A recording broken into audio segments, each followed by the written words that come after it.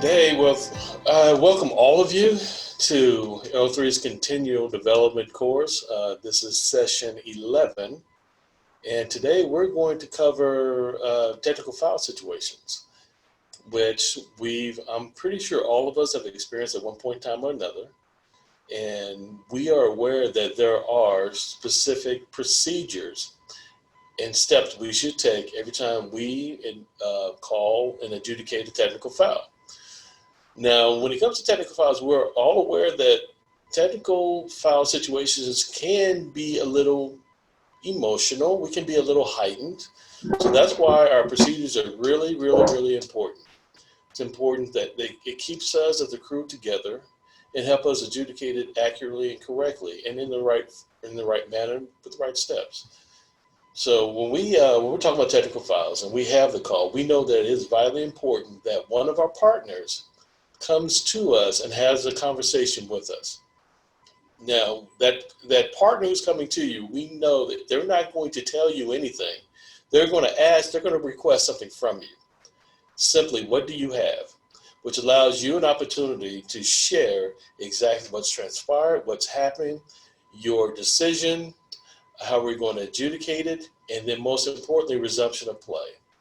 It also gives you that opportunity to slow down, to just slow it down. It brings us back down to senators so that we can handle everything else moving forward in a concise and professional manner.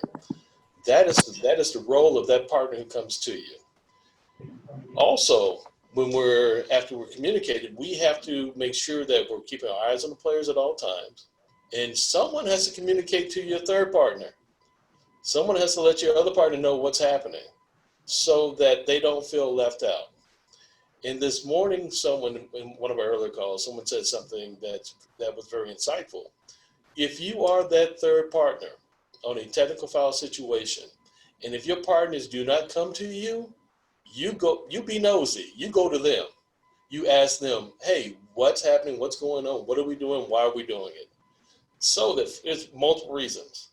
Number one, we all should be aware of exactly what we're doing when we're doing it, but also you could be that third line of reasoning to make sure that we are adjudicating everything correctly in the right manner, with the right steps, with the right resumption of play.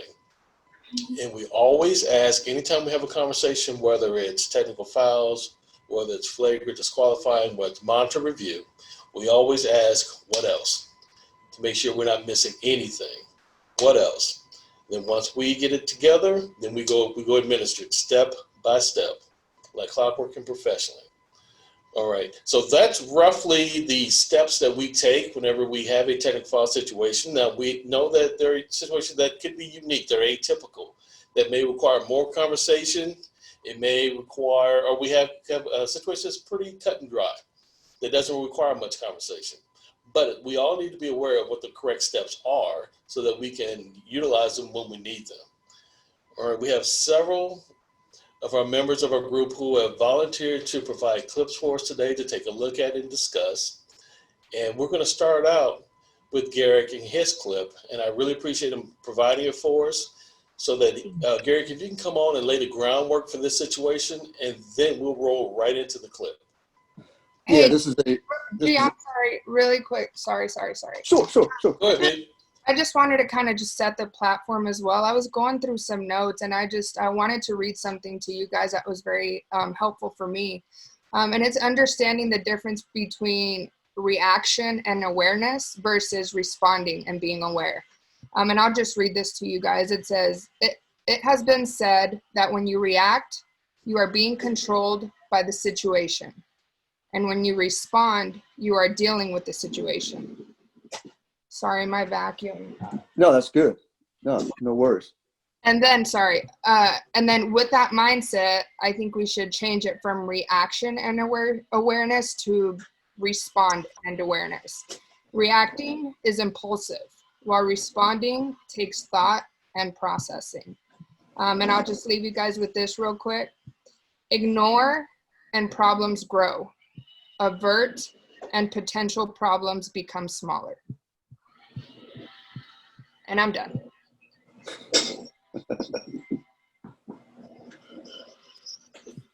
All righty. Well, this is a play. This is a one-on-one matchup. It's a dribble drive that leaves. I'm in lead on this play. It's a dribble drive that leaves Trails primary.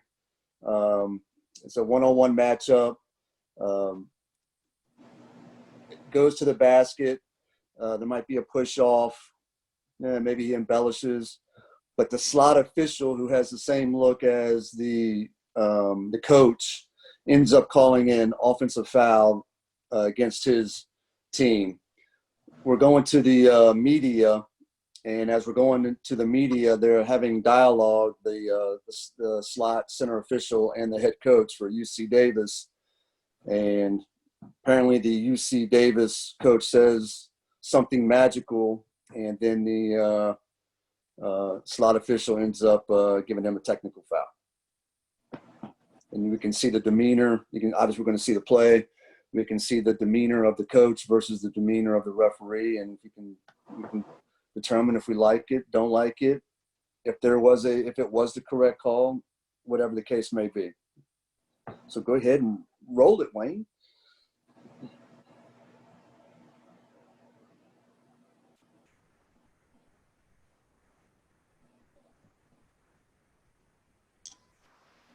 Here we go. Are you able to make it smaller? The video? We can't Garrett, zoom in on the video. Double tap on your screen there, Garrett. Oh, my bad. Gotcha. Thank you, brother.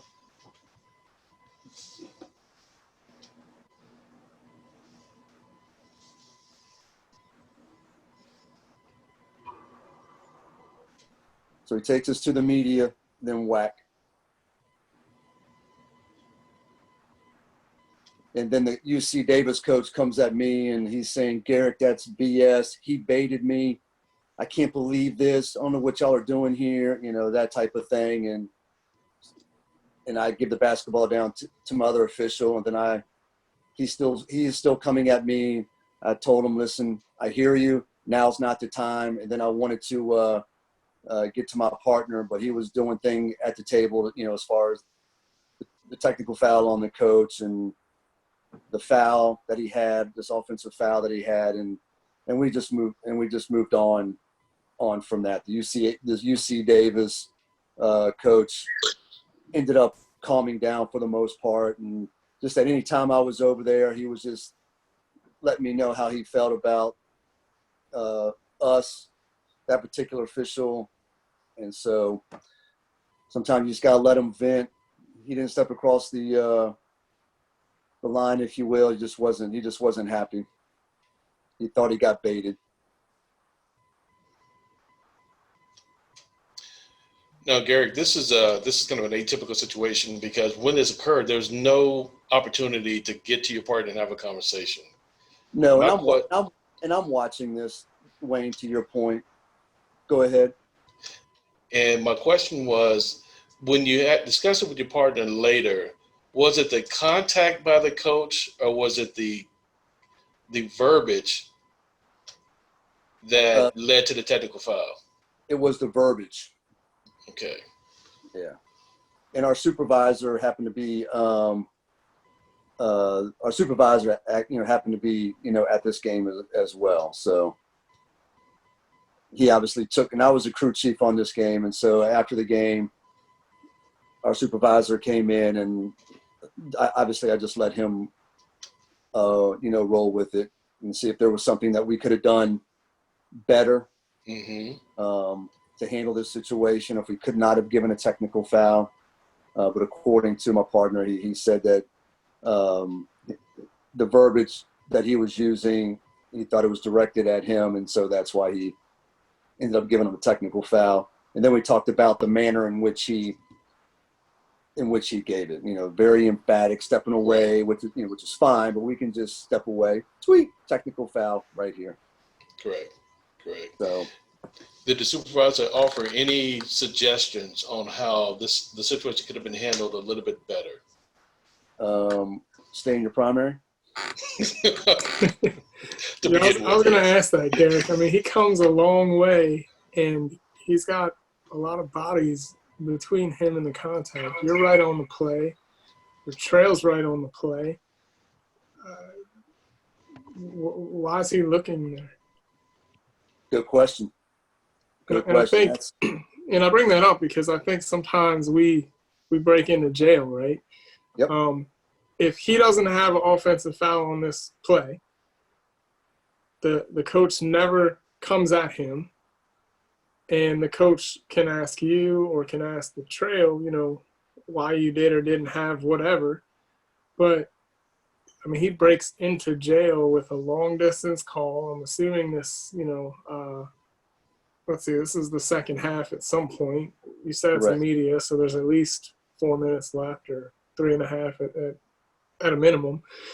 But I mean, it's not a game saver where we should be looking there. And I think sometimes we break into jail by coming so far out of our primary on a play that's right in our partner's lap. You had nothing else to look at. You were either, deciding to pass for whatever reason, or you were deciding to let the play continue to develop. And now he's broken into jail.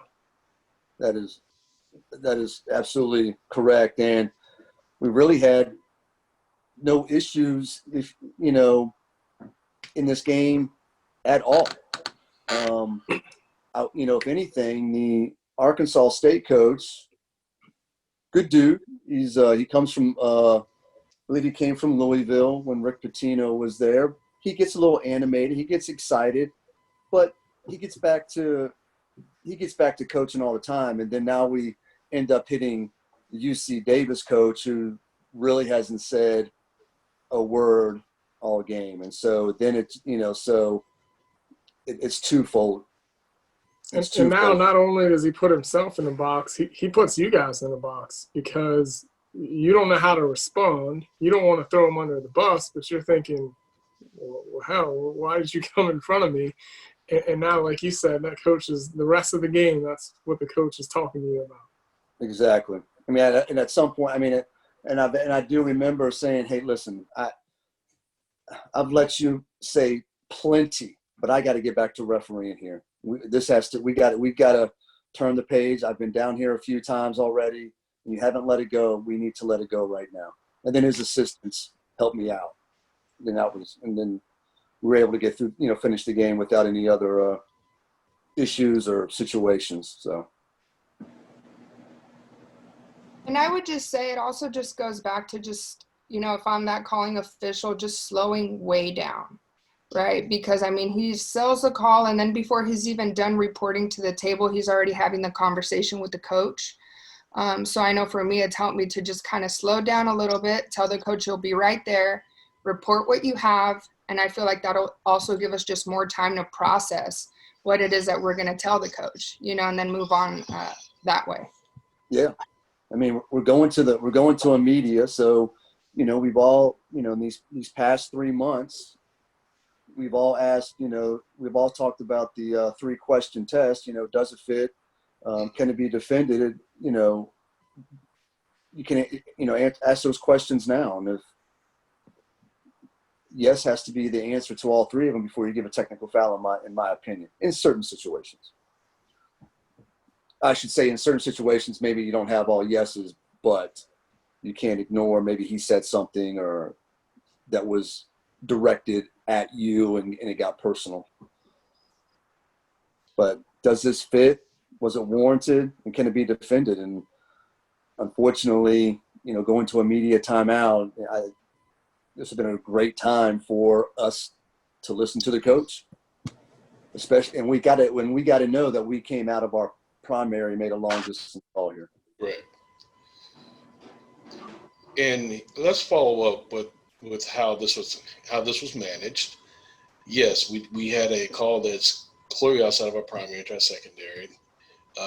From the perspective of everyone involved, including coaches, you have to expect some pushback after this decision. You have to expect it.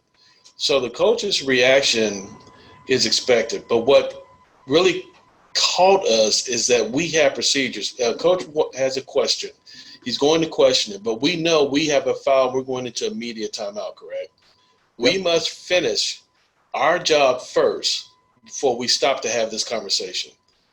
Let the coach know, I hear you. I'll be right back. Finish your reporting. Let's get into the media. And what else does what does that allow us also? That gives us time. That gives the coach time so that we're going to have the conversation, but he has also time to to rein himself back in if he chooses. The problem is we stopped. We stopped right here, and this is what put everything in jeopardy. And then look at the opposing coach on the other end. He's asking, what are we doing?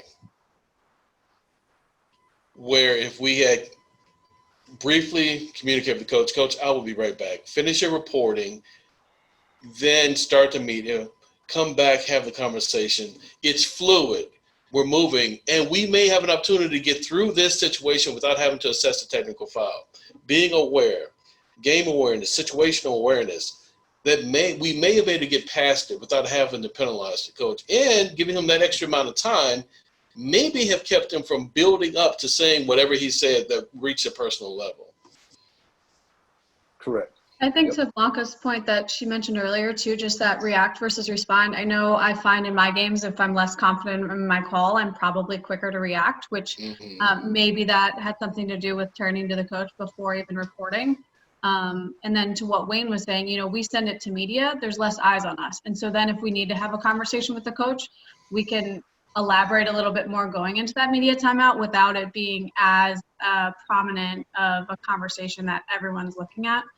So I think, back to what Jim was saying, just being able to finish that first. But I wonder how much of it was knowing that we called out a primary and that we might not have been right. And that's why we were reactionary instead of responsive in this moment. Great point, Carol. Great point. I agree. And I think, and listen, I've missed a boatload of plays myself, and hopefully, I know I'm going to continue to miss plays here and there, but hopefully that number keeps coming down. But we have to know that if there's something that we blew on and we absolutely do not like it, we've got to take it upon ourselves, turn around, tell the coach, hey, not one of my better calls, whatever. Yes. Now that can hopefully diffuse the situation even more. He may want to get a shot in, or she may want to get a shot in. And if you're the only one who heard it, sometimes we just have to take it, especially if we know that we absolutely just kicked the heck out of a play. Yes, I agree. I had a situation, and y'all have never heard me tell war stories, but being in the D-League for, 6-7 years, however long I was in, I was able to build rapport with the coaches and the players. And I literally got to play just absolutely backwards, and then even changed it on the floor to get it correct. And no one said a word because they knew that was the right call. And they were like, I've never seen that before. And I said, well, I've never done that before, but here we go. Right. So we just have to take that ownership sometimes. I'm not saying you can do that in a college game per se, but I agree. We have to be willing, and we have to be secure enough to take ownership of situations. So. All right. Hey, Garrick. Oh, go ahead. Garrick, what was the conversation at the media timeout if you spoke to the crew, and how did you handle the situation? As you said, you were the crew chief. Yeah, so I got to, we got the crew together. We knew that we were going to a media. We knew we had a timeout. We let him know anybody can shoot the ball. We're going to have technical free throws. We're going to put the ball, back in play down to at the end line, and we're going to move on. I never like to. I don't even want to know. And maybe Diana, Al, whatever. I never really want to know per se what the technical foul was for, like when we huddle up, because I don't want to miss anything when it comes to the rules as far as who can shoot, what we're doing with the ball, things of that nature. We can save that.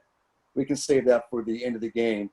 I want to make sure that my partner has, quote unquote, calmed down, if you will, that he's got himself, under control. I'm going to make sure that he goes opposite And I think we even, Zelton here, who's down here at the Arkansas State, the right-hand side of your screen, I made sure that he stayed down there. And of course, in our game, we go opposite. But my partner here wanted to stay on that side, be in the trail position. I was like, no, just get opposite. It's over with. It's done with. And then I wanted to be on that, I wanted to be on that sideline. Number one, that's what our mechanics say. But number two, I wanted to be over there to try to diffuse the situation, because now we've already had a timeout. So he's able to calm down even a little bit more. And then the whole time he was talking to me, he's, as plays going on, he's got his arms folded. He just wasn't happy.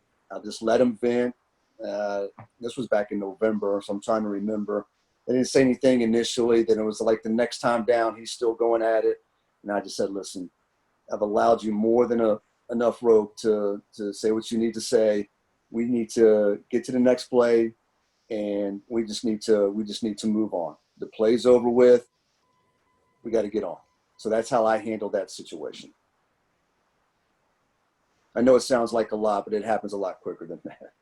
Yes. Does that answer your question? Yes, sir. Thank you. Thank you. That's good. Good. Do we have any other observations, thoughts, comments, suggestions? Okay, at this time, B, would you like to introduce Ashley to the group, please? Yeah, so Ashley was kind enough to share some time with us today. She's been refereeing a while now. She referees Division I and also works in the WNBA. And I know every time I work with her, I learn a lot. She's definitely a wealth of knowledge. So thanks for being here, Ashley. We really appreciate it. Thanks for having me, B. Yeah. Do you want to share anything about yourself with the group? Well, I think you hit the high points. I've been doing it a while, and the longer you do it, the more you learn from doing it the wrong way. So I have made a lot of mistakes in my career, and I hope to share some of those to hopefully people will learn from my mistakes so they don't have to learn from their own. I think everything that you guys have said so far is spot on, and I struggle with a little bit of a short temper, so I can get a little combative with coaches, and this is an area that I struggle with, and I'm constantly looking to improve on how to get better with communicating with coaches, handling technical fouls. So, all right, Wayne, do you want to go ahead and pull up the first clip we have here? Yes, yes. Ashley provided 2 clips for us. So we're going to go through the first clip, and then we'll roll right into the second clip. And Ashley, you can walk us through the situation as it occurred. Sure. So I think the first clip is the Cincinnati game. If that is that the one you're pulling up? Yes. Okay. So you can't see the behavior that leads to the technical foul. The Old Dominion is playing at Cincinnati, and the Old Dominion coach, I warned her maybe 3 minutes into the first quarter for stomping and yelling on the sideline about no calls or foul calls. So I warned her early on. So we get to the 2-minute mark, about 2:15 mark of the first quarter, still in the first quarter, and we miss a foul. And so, as you mentioned, when you miss a play, you have to be expecting a reaction. You cannot let it catch you by surprise. If it does, then you're going to react to circle back to what B said, you're going to react as opposed to respond. So we miss a foul. We had just called, the foul count at this point was 5-3 in favor of the home team. So even though it wasn't a huge disparity, first quarter visitors think 5 against us, 3 against the home team, we're getting hosed. And the last 2 fouls had been called against ODU. So they're looking for a foul, and we missed one. It was a foul. You can run it and see. I'm not in a great position to see the foul. because the foul happens on the inside and I'm kind of stacked as the lead. But it's one of those ones where you kind of just got to feel the situation, and there's probably enough meat on the bone that if we put a whistle on this play, we don't have to be too pure. If we put a whistle on this play, Cincinnati coach probably isn't going to say much. But so we miss it. And then I look down to the other end and she is throwing a fit, hands up, stomping, waving us off, all kinds of stuff. So I hit her with a technical foul. And as I mentioned, I tend to be a little more reactive as opposed to responsive, and I get a little emotional, more emotional than I should be. So as Wayne mentioned to start, as soon as you give a technical foul, you got to know someone's coming to you. And as you can see here, the Trail does just that. He tries to get in front of me. He tries to stop me. And I walk right around him to get to the table to report. So this is an example of what not to do. I need to slow down. I need to, even when it's something simple, everybody knows how to adjudicate a technical foul on a coach. We all know how to do it. But even when it's something simple, just slow down for optics. The Trail might not even be telling me how to adjudicate it, or let's make sure we don't skip steps. But just for optics, it makes me look more calm. It makes me look more in control. And we can make sure we don't skip steps, even when it is something so easy to, what we think is easy to adjudicate. You have to have in our minds, hey, they're coming. Let me get to him before I get to the table. And maybe he doesn't know I have a technical foul. Maybe the third doesn't know. I mean, you'd think they would, but sometimes they don't. So let's just make sure that we don't skip steps. We go through our checklist. Stop at the Trail when he's trying to stop me as I walk right around him. Have the conversation with him before I get to the table. Then I can point then I can report, and then we can talk about where, obviously I'm going to go opposite, but okay, what are the next steps from here? Right. That's good. That's real good. Now, Ashley, and you can probably help with the group with this. In the moment that it occurred, when coach is on the other end of the floor, obviously jumping them down, going ballistic, waving us off, giving us the most, is it possible as officials that we can see the behavior but not internalize it on a personal level, so that it's just another play, it's just another foul, it's just another call? And because we see it and we have a tendency to internalize it on that personal level, and then our emotions rise, and then we wind up reacting. So is it possible to get to the point where it does feel like just another call? In a perfect world, yes. I've had technical fouls where it's just, that behavior is unacceptable. It like 2 hands on a ball handle or dribble is unacceptable. Yes. That behavior is unacceptable. Here's a technical foul. Sometimes I get a little, since I also gave the warning, I was tired of her. I had enough. She was on my nerves. She was irritating me. And so when it's that repetitive is when I my emotions start to be like, would you just shut up? Right. And therein lies the problem. When it's a single act, it's a lot easier to be detached from it. It's when that's repetitive and you're the one giving the warning, you're the one they're constantly yelling at. It's hard to separate. And we should do it. It takes practice. It takes a lot of discipline, a lot of practice, and a lot of self-talk to detach the behavior from the emotion. There it is. Yes, ma'am. You're 100% correct. And the follow-up on that piece, whenever, and this is true in every situation, when we have atypical situations, technicals, intentionals, off-ball fouls, we all have responsibilities.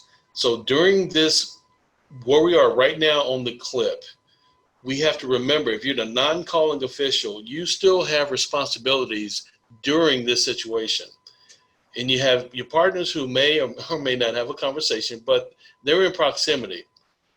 one of us has to take responsibility for the players. Because at this moment, the players are unobserved. And we have to remember that, yes, I want to find out what's happening. I want to know what decision was just made. But we have to remember we still have our own responsibilities in the meantime. And that my partners will inform me. They will. But right now, I've got to make sure that nothing else jumps off. And we have to stay diligent and we have to stay disciplined. Go ahead. I was just going to say real quick, Al mentioned something that I think is very important for us to hear. And I know it's something I'm personally working on as well. And it's just working on not pointing once you call that technical foul. Because then, as we talked about in previous calls, then it becomes more personal, right? So just trying to maintain that level of professionalism at all times. It goes a long way. And then I think it was Latrice who I guess put on the chat that we have to also make sure that we're watching the players as this is happening, right? So just knowing as a non-calling official what your job is, kind of like with what Wayne was saying. So just making sure that we're keeping our eyes on players is also very important. Good. That's good. Hey, Wayne, Ashley, where I have a were question. we? Oh, go ahead.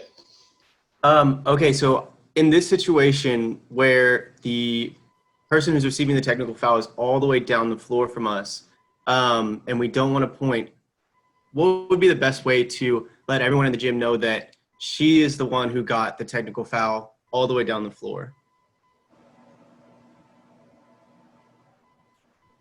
I think that's a good moment for you to just command strength while being poised and just vocalize. Use your voice, right? And that way everybody knows. Correct. The coaches, the players, your partners. So I think that's one way to do it, at least from what I think. Anyone have any other thoughts on that? And to follow up with what Ashley shared with us, the coach's behavior was probably pretty evident to just about everyone. Yeah, so everyone in the gym probably was aware. So yes, we use our voice to indicate who the technical foul is on. But everyone saw the behavior and they know that this penalty is addressed right at that behavior.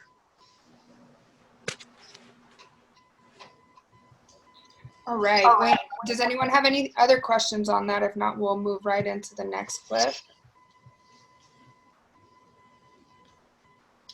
All right, here we go. Hey, Blanca, this is Diana. Hey.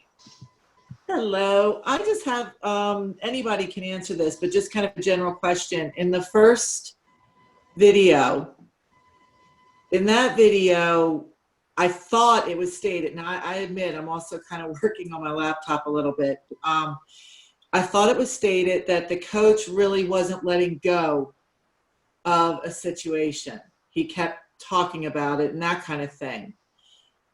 But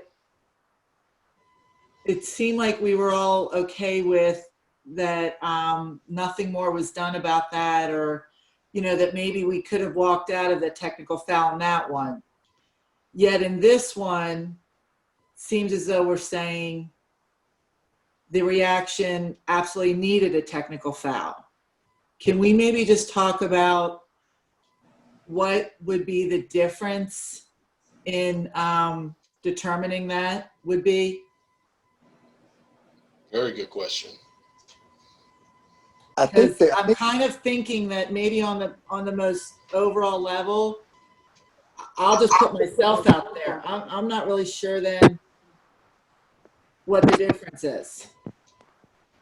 I think in this one she said, Diana, that the coach two-hand waved her off and was everything was directed at her is my understanding, with the foot stomping and the two-hand wave off and whatever else she may have possibly been saying during that time.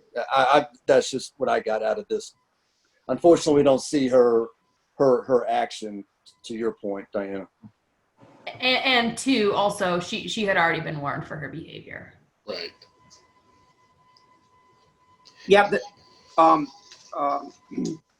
the first scenario, if you go look at that whole scenario, the the center official bench side actually created the whole problem and threw the crew into a box. In this situation, Ashley didn't call the technical foul. The coach called the technical foul for unsportsmanlike actions. So I know the rules the same. They're both unsportsmanlike, but one throwing gasoline onto the fire, and the first one created the whole thing. This one, okay, maybe you miss a play, but coaches are also have to have poise as well. And Ashley did warn them. So if I'm an athletic director and my coach comes back to me, I said, well, wait a second, did you get warned? Well, yes. Okay. So that's all also to think about too, because when you call a technical foul, like it's, again, what Garrick said, does it fit and so on and whatever is very important. And in Ashley's scenario, again, coach called the technical foul, and Ashley just ruled on it, and that's it. That's good, Al. Diana, does that answer your question? Wasn't really a question for me. I just think it was important to talk about maybe for, again, some of the younger people on here, why in one situation we're saying it was easy to do, and in another, maybe rethink the way we handled it, kind of thing. Correct. That is correct. I think a lot of interactions you have with coaches, you're trying to think, what are my options here? Do I have any options? And so, when in my scenario where I've already warned her, now she's has her hands in the air and is trying to basically show us up, our options are a lot more limited. Either we give her a technical foul and say this behavior is not tolerated, or we let her walk all over us and now she loses respect and now we can't, we've lost her. I think in other scenarios, you just, okay, what are my options? Maybe my option is maybe my only option is a technical foul. Are they taking away from my ability to focus on the game? Are they showing us up? Have they already been warned? And I think if you kind of think about it like that can maybe help you discern between, is this a scenario where a technical foul is absolutely warranted, or is there something else I can do to diffuse the situation and have an effective communication with this coach? That's good. That's good. Yes. All right. What other observations do we have on this play, on this situation? Comments, questions? If not, Ashley, we can roll right into your clip number 2. And do you need to set the stage before we roll into it? Well, this one is just an example of where we handled it a little more, I think a little better, I think. Blanca is actually the doler outer of the technical foul on this play. So B can also speak to this. B, had we warned the Tulsa coach prior to this? Do you remember? Yeah, we had warned her for constantly complaining. Okay, I couldn't remember. So another play where we miss a travel that she's upset about. And then she stomps down the sideline towards me. I don't see it. And Blanca comes in and assesses a technical foul for behavior that is not acceptable.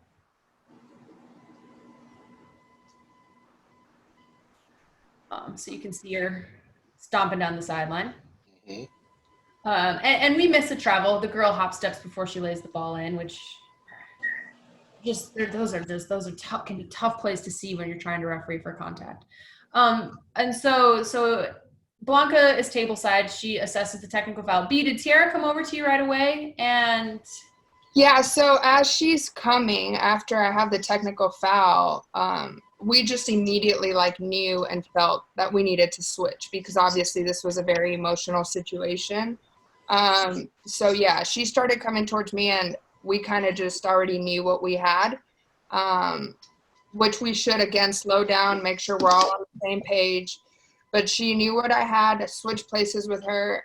But if you just continue to run it, Wayne, you can see obviously the coach is not happy here.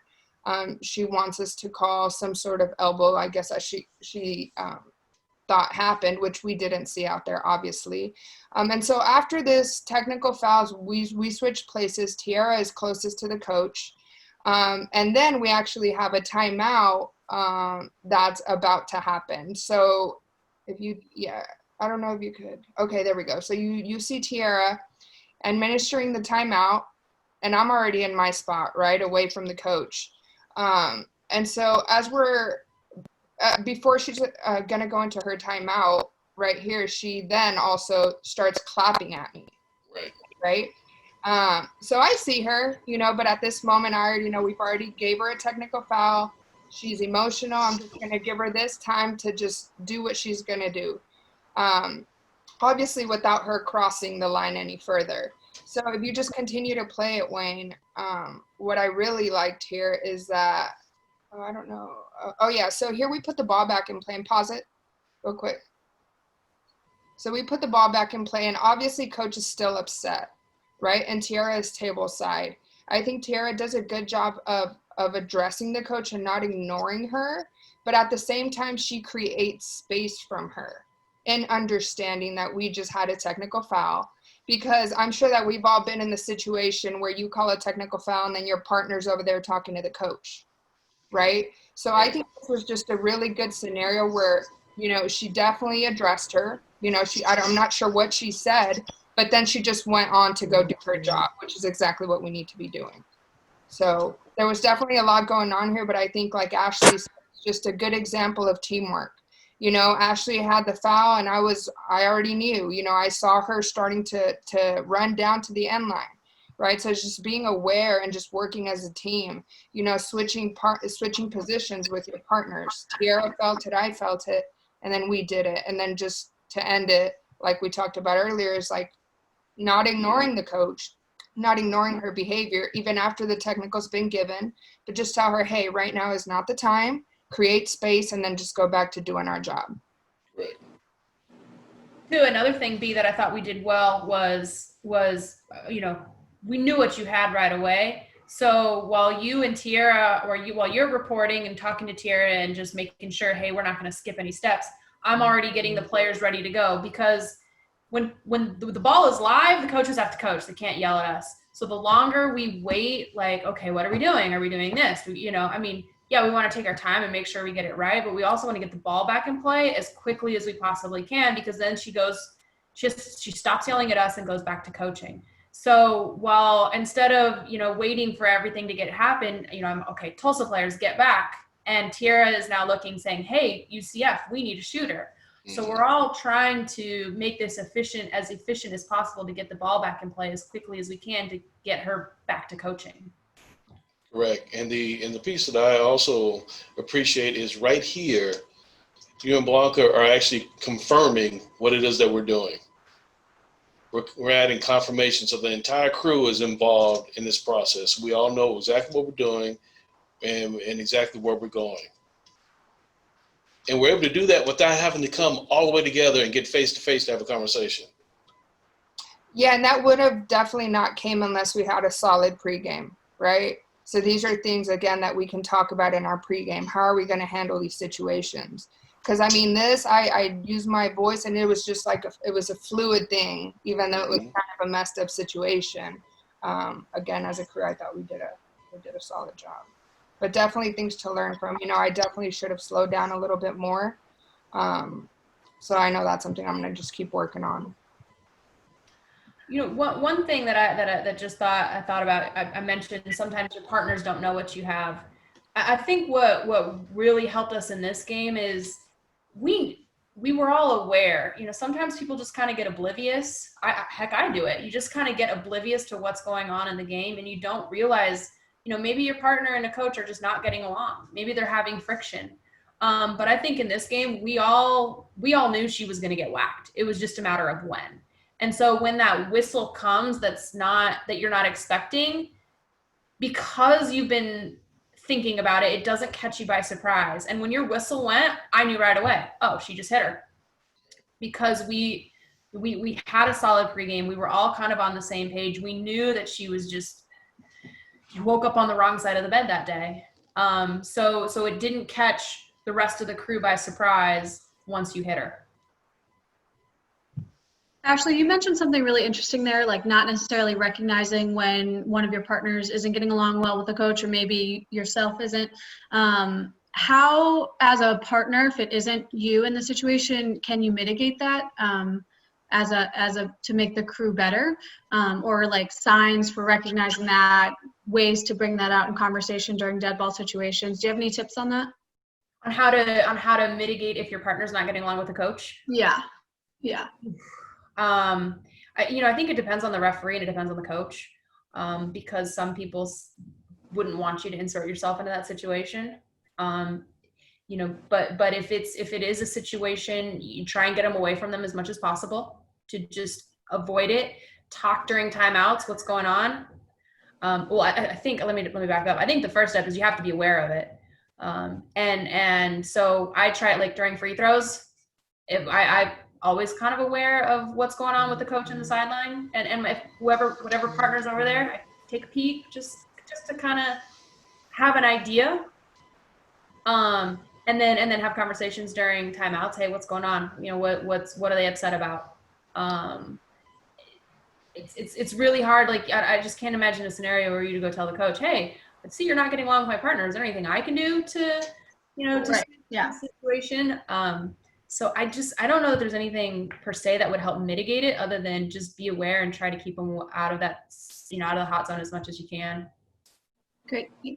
And as you may know, Kara, I think it's on that referee to just be honest, right? Yep. Like, it's not always a comfortable space to be in. But again, like what we do, we just have to get comfortable with being uncomfortable, right? So just be willing to just tell your crew, hey, like I know I've told Ashley, hey, like I'm done with that coach, or I'm done with that player. And they immediately know, right? And then we just have each other's backs after that. Yeah, I would even say that starts in the pregame from my experience. Like being honest about how much the coach has seen you, previous experiences, not from a sense of like, this is how the coach will be every time that they see them, but this was what happened last time. And so maybe they're in a place where that's still going to matter. But Blanca, I think you hit the nail on the head of just being a great communicator, especially if it's yourself that's in that situation. Good. Any more comments? Any other follow-up or responses to this situation?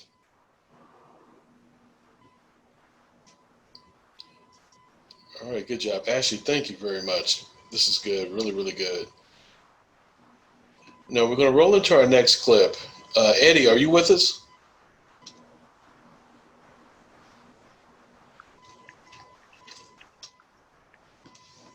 Eddie Z, are you with us on the call?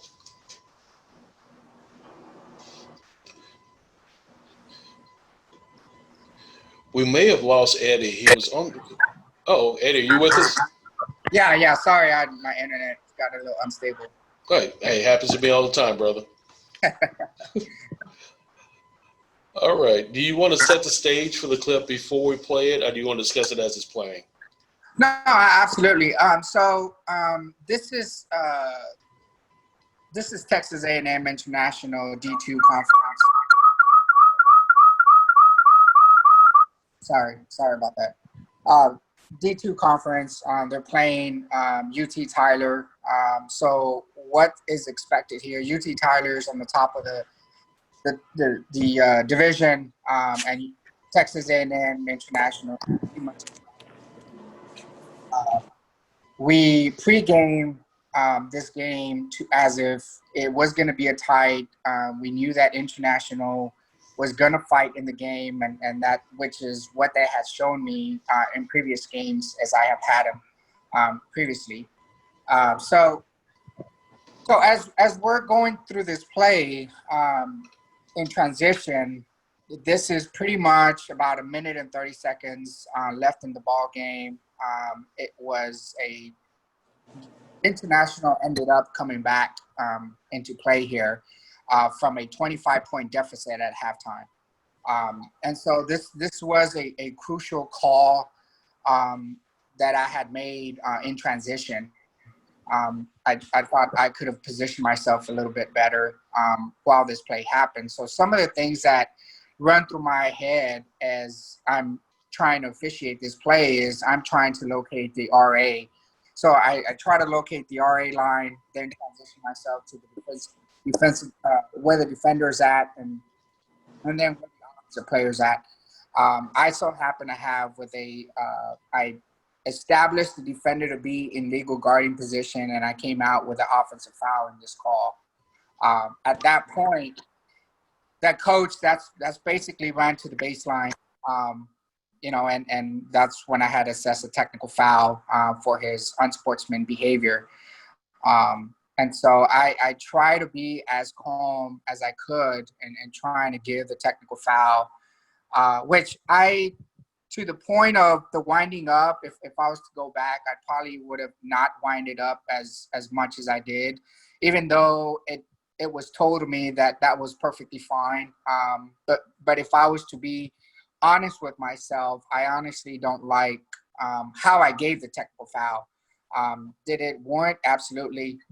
There's a lot of things that I could have done better in this play, such as, stay at the baseline for a little bit longer and clear the players and things like that. And as we talked previously about giving time to yourself, right? And creating that space and creating that time. And then maybe the coach would have backed off a little bit more during this play. And so I still think that the technical was warranted.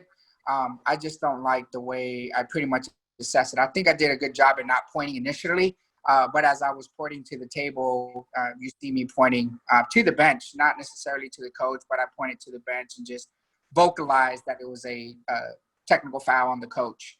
And then that's when as we discussed again earlier, right, I like to make it a habit to calm myself down, to get with a partner, explain, or just tell them what I have. I have an offensive foul. I have a technical foul on the coach.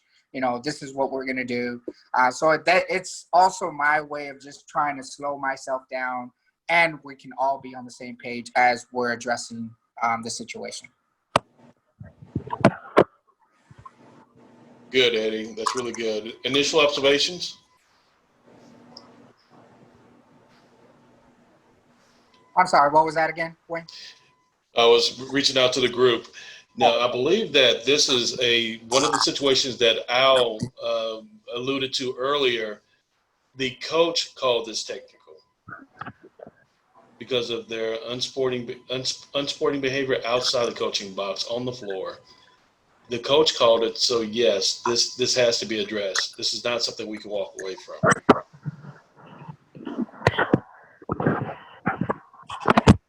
As we continue, now the wind-up part on the initial technical foul, yes, this is an obvious technical that in essence calls itself. So you're right. We can probably eliminate the wind-up part because this is a obvious technical foul. Then here's the part that we probably should keep that we should pay attention to. And it's one of those atypical situations where you're not really close enough to a partner, where your trail could have come to you with the greatest sense of urgency to have a discussion prior to reporting.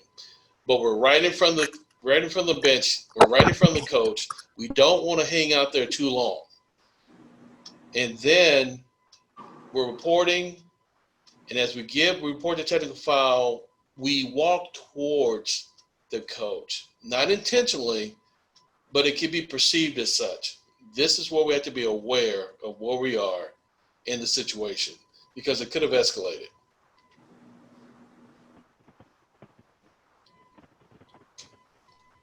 Yeah, Wayne, I think that's a great point. I think we're really lucky here that we didn't have to end up throwing him. I think Eddie, I think you do a great job. Your demeanor's certainly a lot calmer than mine was. I think if in this play, I would talk more about the trail. Clearly sees that he assesses a technical foul. It's hard. It's going to be hard for the slot to come all the way over and and insert himself, get to Eddie before he gets to the table. But the trail is in prime position to get to him, and she continues to walk away from him. She really does. She really kind of leaves him out on an island. There's nowhere for him to go. He kind of he wants to create time and space to get away from this coach, but she doesn't really help him do that. So if you're the trail in this situation, you're thinking, okay, I got to get to him. How can I help? How can I make this situation better?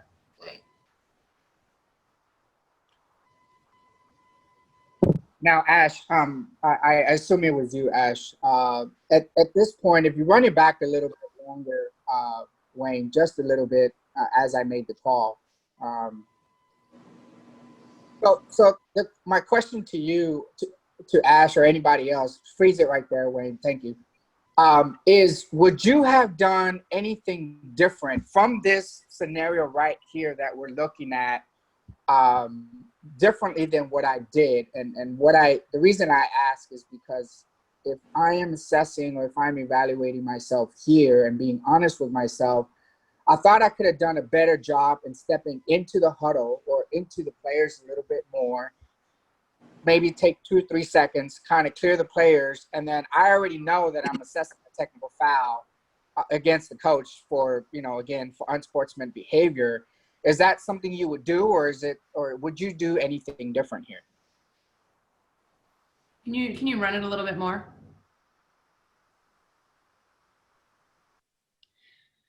Yeah, maybe you could stick with the players a half second longer, since there are still players on the ground. I mean, like you said, you're going to give a technical foul, so whether you assess it right in that moment or 3 seconds later, it is not going to change anything. So maybe you could stick with the players a half second longer. But outside of that, I don't know that there's a ton you could have done differently. You could have walked to the trail and forced her to get involved and because there's nobody really protecting you from the coach right now. Not that you need protecting, but there's no, when you're talking to someone else, it's a lot harder for him to get to you. And you're on an island. You're all by yourself right now. The slot finally comes over to try and help, but maybe seek out the trail. Maybe. Eddie, I don't know the women's mechanics. Do y'all go opposite anyway when you give technical fouls? No, we don't. We stay table side. Okay. What I mean, I think there's a situation where you call your offensive foul, and then you gave your technical. I thought you were going to go write it in the scorebook yourself, the way you started walking. So I totally agree with you. Yeah, so just give your technical foul out there by the O, and just go opposite and tell your partner, "Hey, I'm just going over here." I mean, is that frowned upon?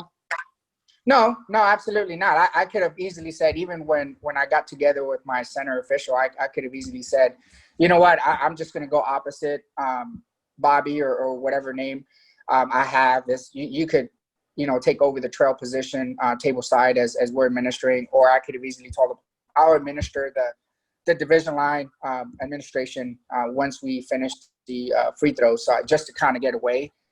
But I agree with you, Garrick. I mean, when I reported my offensive foul, there's no reason for me to take 2 or 3 steps in beyond the volleyball line. I could have just stayed there. Again, we've recently, or we've talked about previous times, we've talked about moving with a purpose, right? And if you see me here, I don't think I'm moving with a purpose after I'm calling the offensive foul. I could have easily just stayed there, reported the technical foul, and then meet with my center official. But you're absolutely, Ashley, I think this is where I could have possibly, called the trail in. Hey, can you come in and, this is what I have to say. But if you look at it too, it seems like, as I was taking steps, she was stepping away. Mm-hmm. So I just located my center, which so happened to be my crew chief. And I, this is where I just kind of talked about the situation. So. Yep. And this. Oh, go ahead. Oh, no, and the women's mechanics, we do have the option to go opposite. And I make it a point to, anytime I whack a coach or I'm involved with in a game where my partner whacks a coach, I get him out of there, or I get out of there just because no good can come of it. Even if it's not an emotionally charged technical foul and you want to stay over there, and all technical fouls are emotionally charged, even if you don't think they are. So yeah, just as Garrick said, just get out of there. Right. It ties right into the previous clip with the crew having an understanding based on coming from the pregame discussion that this is how we're going to handle these situations. And where we had a direct technical foul on the head coach, we made the call, we reported it, and we already know where we're headed. We're already heading opposite the table, and the crew already understands that's how we're going to handle it. So it ties right back into our pregame, which sets the stage for managing this situation successfully.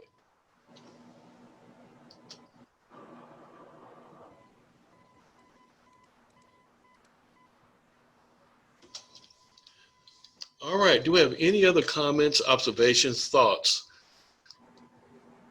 Eddie, I just had a quick question. Were you guys all getting together after after you gave the technical just to, figure out or talk about how you're administering moving forward?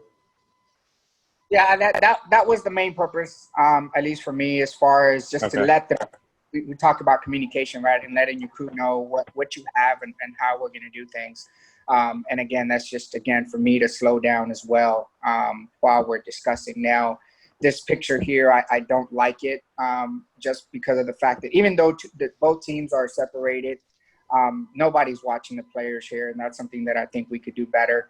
Whether it be me looking at the players or just somebody here looking at the players. I think what we could have done, or what I could have done as I'm talking to my center official is, hey, this is what we're going to do. I have a technical foul. I have an offensive foul and a technical foul. Maybe verbalize it a little bit to where, again, we said it earlier as far as the more dead space we have, the more we can get in trouble. So if we minimize the dead space and just keep the game running, it could, we could eliminate from getting into situations.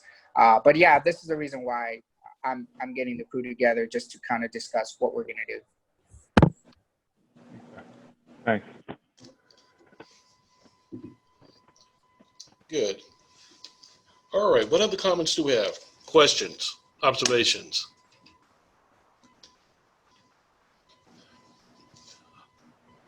All right. It's we have hit our time limit. We had one more clip that we were going to play, but we're not going to play it. And I will be happy to say that it was my clip, so I can choose not to play it.